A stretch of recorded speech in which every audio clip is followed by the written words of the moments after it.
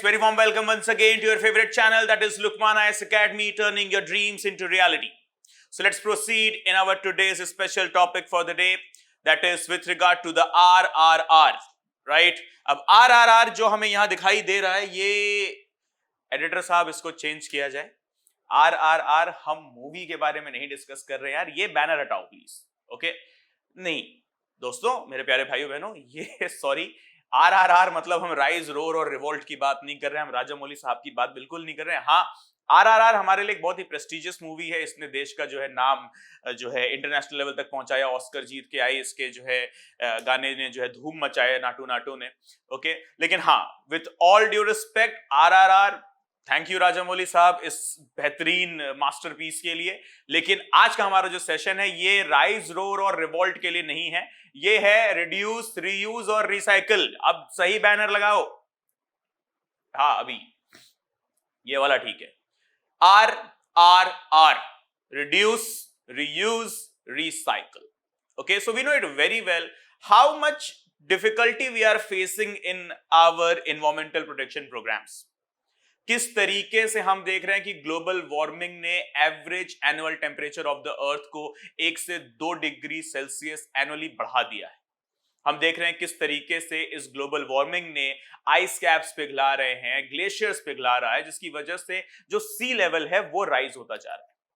हम देख रहे हैं कि किस तरीके से यही एक ग्लोबल वार्मिंग है जो कि हमारे मॉनसून तक को इंपैक्ट कर दे रहा है, जिसकी वजह से इंडिया के अंदर खास तौर पे एग्रीकल्चरल सिस्टम में, एग्रीकल्चरल डिपार्टमेंट में हमें भारी नुकसान उठाना पड़ रहा है।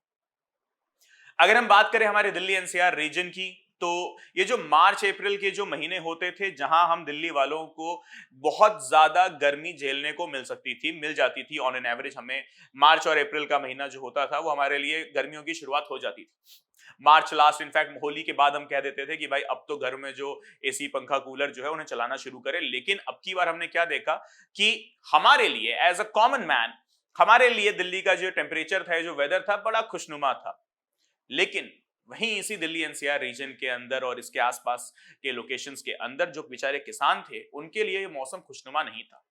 उनके लिए ये मौसम बहुत दर्दनाक था, बिकॉज ये बिन मौसम बरसात ने कितने फसलों को जो है बर्बाद कर दिया। और ये बिन मौसम बरसात कहां से आ रहा है? तो हम जानते हैं कभी ईस्टर्न मॉनसून है हमारे पास, कभी वेस्टर्न डिस्टर्बेंसेस हैं। So obviously all of these events are naturally occurring events, so we can not do anything in here. But yes, there are some events which are not naturally, though they are natural, but they are triggered by the man-made activities, that is pollution. कई बार ऐसा होता है जब बारिश कुछ ज्यादा ही हो जा रही है तो बाढ़ आ जा रही है, फसल वहां भी खराब हो जा रही है। कई बार ऐसा हो रहा है बारिश बिल्कुल नहीं हो रही है तो फसल वहां भी बर्बाद हो जा रही है। तो ऐसे में हमारा किसान ही है जो झेलता है, राइट? और खास तौर पे इंडिया, जहां किसानों को अन्नदेव कहा जाता है, और ऐसा अन्नदेव इंडिया में हम देखते हैं कि कितने केसेस हैं फार्मर्स सुसाइड के।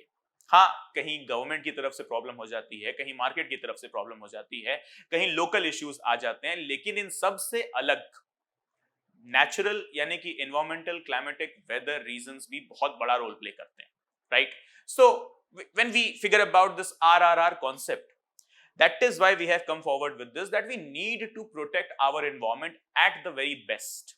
At the very best means जो नेचर का जो बैलेंस है वो बरकरार रहे, यानी कि वाटर साइकिल बरकरार रहे, फूड साइकिल बरकरार रहे, जिससे मेरी और आपकी यानी कि हमारी जो लाइफ साइकिल है वो बरकरार रहे, उसमें कोई भी डिस्टर्बेंस ना आए, राइट अप। सो अब इस पर्टिकुलर कॉन्सेप्ट में हमने देखा कि किस तरीके से COP26 होता है ग्लासगो के अंदर 2021 में, कॉन्फ्रेंस ऑफ पार्टीज 26, राइट? जहां पर हम एनवायरमेंटल प्रोटेक्शन की बात करते हैं, हम एनडीसी की बात करते हैं, नेशनली डिटरमाइंड कंट्रीब्यूशंस की बात करते हैं, जिसमें इंडिया यानी कि हमने बोला था कि सन 2030 तक 45% अपना कार्बन एमिशन कम करेंगे।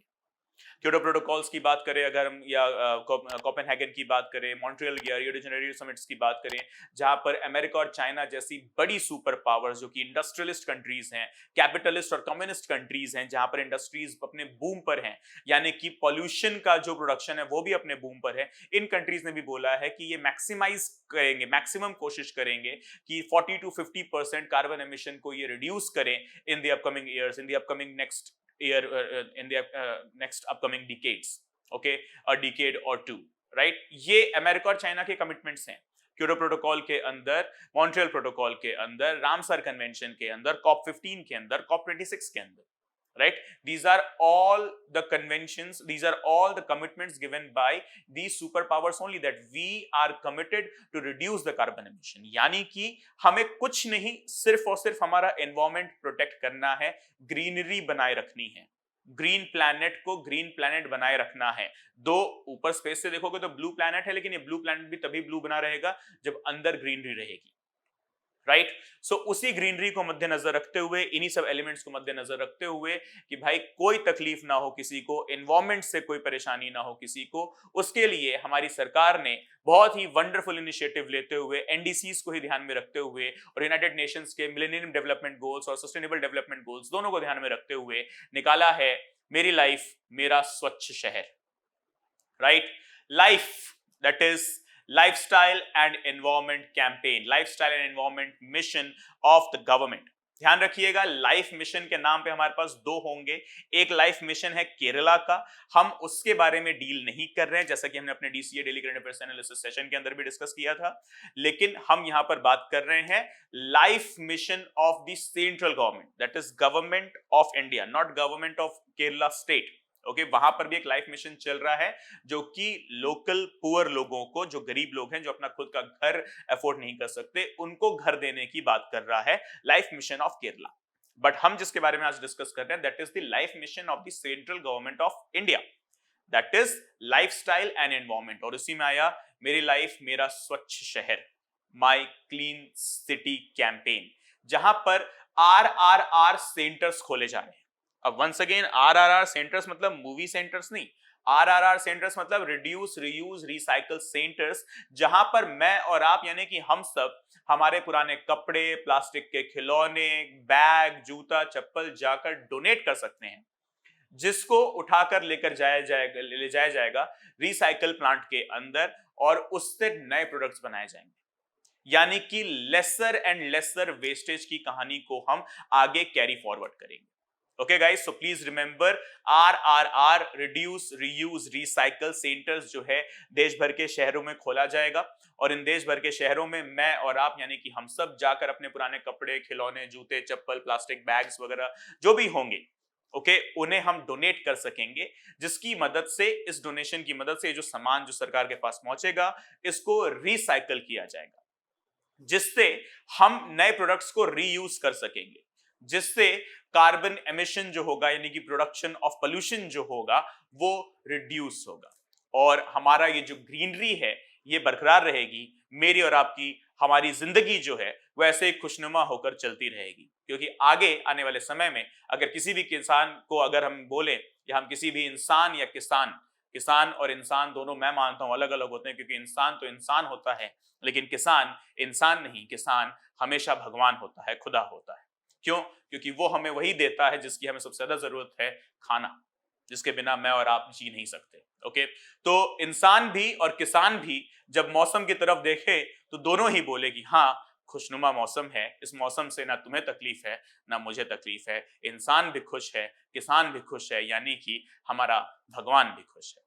Okay guys, so I hope I'm clear in my today's agenda, today's topic. Thank you for joining.